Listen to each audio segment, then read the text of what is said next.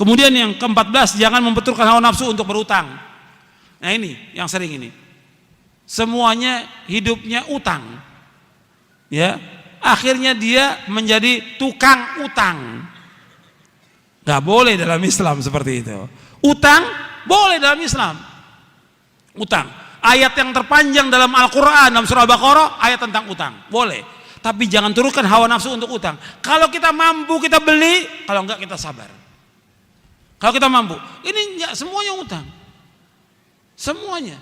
Sepeda utang, perabot rumah tangga utang, bajunya utang, baju utang, kerudung utang. Semuanya utang. Enggak boleh. Susah nanti hidupnya dia. Dan kesian juga kalau dia meninggalkan hutang buat istri dan anaknya. Dia mampu, dia beli, enggak sabar dia. Sabar. Udah hidup dengan apa yang ada. Dengan apa yang ada. Itu para sahabat demikian. Para sahabat hidupnya nikmat mereka. Mereka terus ibadah kepada Allah, mereka kerja, mereka usaha, mereka dagang, mereka mencari nafkah. Mereka enggak memperturutkan hawa nafsu untuk berutang. Kalau betul-betul terpaksa baru mereka utang. Tapi mereka tepat janjinya. Enggak seperti sekarang. Waktunya bayar utang, afwan ya akhi.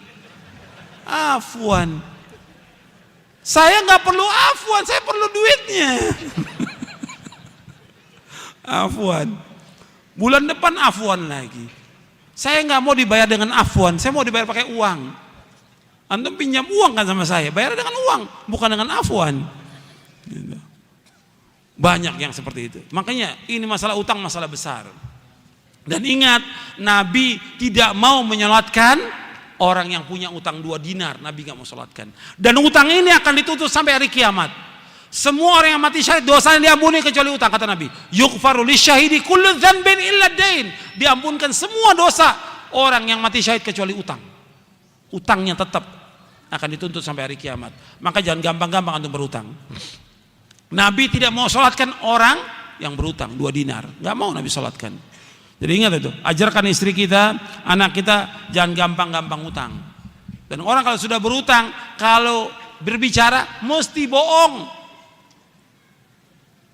Kalau berjanji mesti menyalahi janji. Ini sabda Nabi.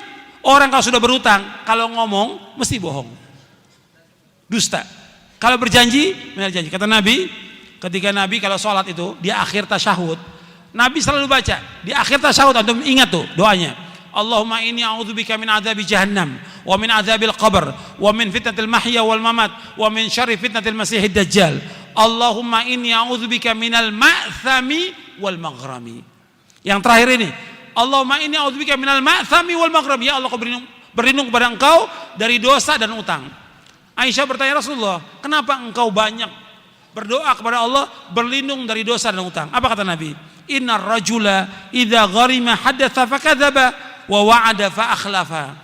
Sesungguhnya apabila seorang itu dia utang, maka dia berbicara mesti dusta, mesti bohong.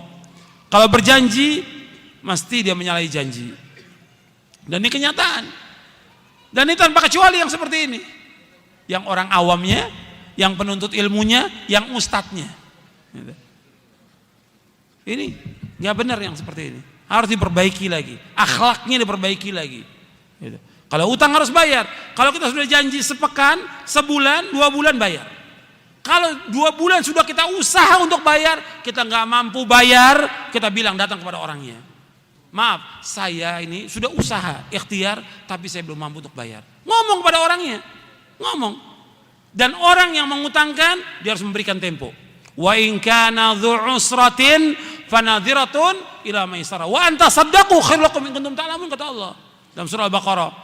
Kalau orang yang punya kesulitan gak mampu bayar, kamu berikan tempo sampai dia lapang. Kalau kamu sedekah kepada dia lebih baik, kata Allah. Kita ngomong, ini enggak waktu mau utang luar biasa. Waktu mau utang kepada kita, SMS, telepon, datang ke rumah, nangis-nangis, luar biasa. Begitu dikasih janji sebulan, udah sebulan nggak datang, nggak ada kabar, la salam, wala kalam, wala khobar, sudah. 2 bulan ditanya, marah dia. Antum nagih sama saya, antum nggak percaya sama saya. Lo antum utang harus bayar.